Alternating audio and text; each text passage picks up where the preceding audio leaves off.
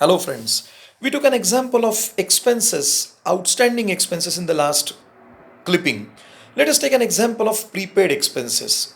Let us continue with our same example of rent. Rent of January is paid on 1st of February, rent of February is paid on 1st of March, and so on. So we are assuming that the expenditure of this month is being paid on the 1st of next month, and let us assume that you are closing the books on monthly basis. What is going to be the case?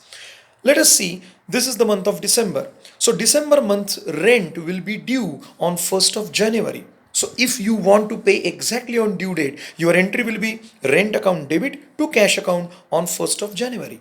But if you want to pay it before, can you record this as your expenditure? Certainly not, because expenditure cannot be recorded before the due date. It has to be recorded on the due date. If you paid before the due date, it will be called as prepaid. If you paid after the due date, it will be called as outstanding on the due date.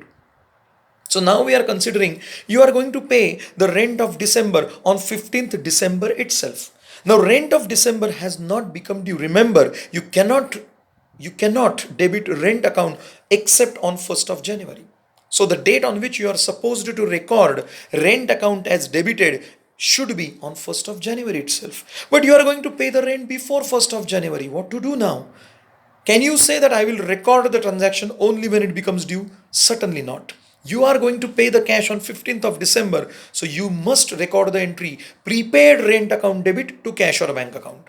Remember, prepaid rent account debit to cash or bank account. This entry should be passed on the date on which you are going to pay the rent if it occurs before the due date. And on the due date, you are supposed to record the expenditure. You will pass the entry rent account debit to prepaid rent account, so that prepaid rent account will get cancelled.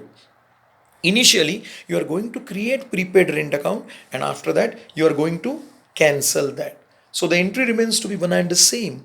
Only thing is, whatever we are talking about, if you are going to pay the expenses before due date, first entry you are going to show just to show that you have paid that expenditure in advance. So prepaid rent account debit to cash or bank account. And on 1st of January, when it becomes due, you will record that expenditure in the books of accounts by entering the transaction rent account debit to prepaid rent account. Ultimately, prepaid rent account gets cancelled, and the only entry which remains is nothing but rent account debit to cash or bank account.